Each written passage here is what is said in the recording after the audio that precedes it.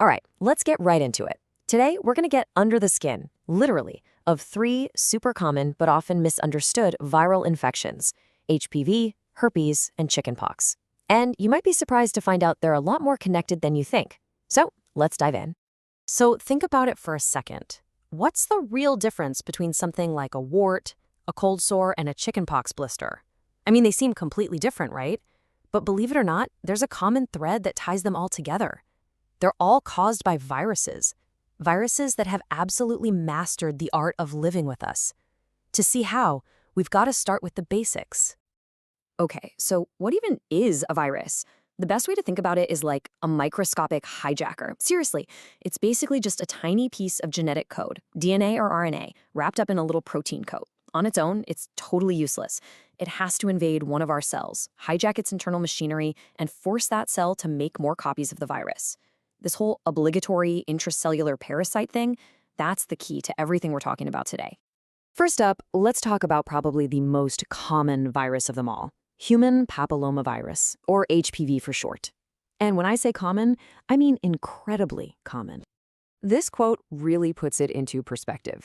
The chances are you will get some form of HPV in your lifetime and have absolutely no idea. It won't have any signs or symptoms. It's not some rare thing. It's practically a universal human experience. And that's why we need to talk about it, because it's so common and so often totally invisible. Now, it's super important to know that not all HPV is created equal. You can basically split it into two big groups. On one side, you have the low-risk types. These are the ones like type 6 and 11 that mainly cause things like genital warts. Then, on the other side, you've got the high-risk types, like the infamous 16 and 18. These are the ones we really worry about because they can cause precancerous lesions that, if they're not caught, can lead to serious cancers. And get this, the HPV family is massive. We're talking over 100 different types. But, the number that really matters for our health is a lot smaller. Out of all those, only about 30 are known to infect the general area. And out of those 30, it's really just a handful that are the high-risk ones we have to be on the lookout for. So this is the big question, right? How can a tiny virus cause cancer? Well, high-risk HPV is basically a cellular saboteur. It sneaks its own DNA into our cell's genome. Then it starts producing these two proteins, E6 and E7. Think of these proteins as a pair of wire cutters designed to snip the brake lines in your car. E6 goes after a tumor suppressor called P53. That's like the main emergency brake. E7 goes after another one, retinoblastoma. So now, with both of the cell's safety systems completely disabled, it just starts dividing and dividing and dividing, totally out of control. And that's when dangerous mutations can build up and eventually turn into cancer. Okay, let's move on to our next virus. And this one doesn't just visit. It moves in, unpacks its bags, and stays for life. We're talking, of course, about the herpes simplex virus, HSV. And just to give you a sense of the sheer scale of this, take a look at these numbers. An estimated 45 million people in the US have genital herpes. I mean, just let that sink in. That's more than double the number for HPV, and it completely dwarfs chlamydia. It is, by a huge margin, the most common STI in the country. So why is it a lifelong guest? Well, herpes has this incredibly clever survival trick. After the first infection, the virus actually retreats from the surface of the skin and goes into hiding deep inside our nerve cells. This is what's called latency. It's just sleeping in there, completely invisible to your immune system, waiting for the right moment to wake up and cause another outbreak. And this next part is maybe the single most important thing to understand about how herpes spreads. It's called asymptomatic shedding. What this means is that someone can be contagious. They can pass the virus to someone else, even when they have zero signs or symptoms. No sores, no blisters, nothing. The virus is still active on the skin, being shed, even when everything looks and feels perfectly normal. And this right here, this quote, it just says it all. The vast majority of genital herpes infections are passed on by people who either have no idea they're infected or who are asymptomatic when it happens. Think about that. The virus spreads silently, without any of the usual warning signs. And that's what makes it so widespread and so tricky to prevent. All right, let's pivot to our final virus for today. This is one that pretty much all of us are familiar with from childhood, but it has a really surprising second act later in life. Let's talk about the varicella zoster virus. So here's the big reveal. Chickenpox and shingles, they aren't two different things.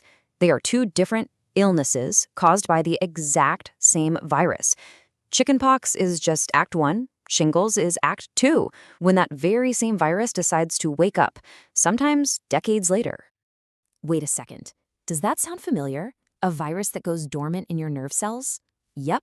Just like its cousin, herpes simplex, the varicella zoster virus is a master of latency. Once you've had chickenpox, the virus doesn't actually go away. It just retreats into your sensory nerves and goes to sleep. Then, years or even decades later, something like stress or just getting older can wake it up. It travels back down that same nerve and reemerges on the skin as shingles. And with this virus, when you get it matters. A lot. For kids, chickenpox is usually no big deal, right? A week of itchy spots. But for an adult, getting chickenpox for the first time is a whole different ballgame. It's much more severe. In fact, the fatality rate is about 30 times higher. And look at this statistic. Adults only account for about 5% of chickenpox cases, but they make up a staggering 55% of the deaths. It's a huge difference. Okay, so we've broken down how these sneaky viruses work. Now for the most important part. What can we actually do about it? Let's talk about turning all this knowledge into protection.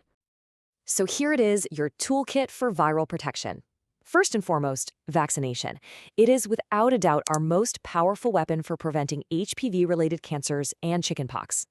Next up, screening. Regular pap tests are absolutely crucial for catching those precancerous changes from high-risk HPV. Then we have barrier methods. Condoms definitely help reduce the risk for HPV and herpes, but remember, they aren't 100% effective because they don't cover all the skin. For herpes, antiviral medications can be a total game changer, helping to manage outbreaks and reduce shedding.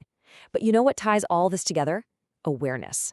Just knowing your status and being able to talk openly with your partners, that's the foundation of it all, especially when so many of these infections don't have any symptoms.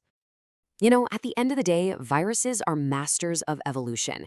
They are constantly changing and adapting.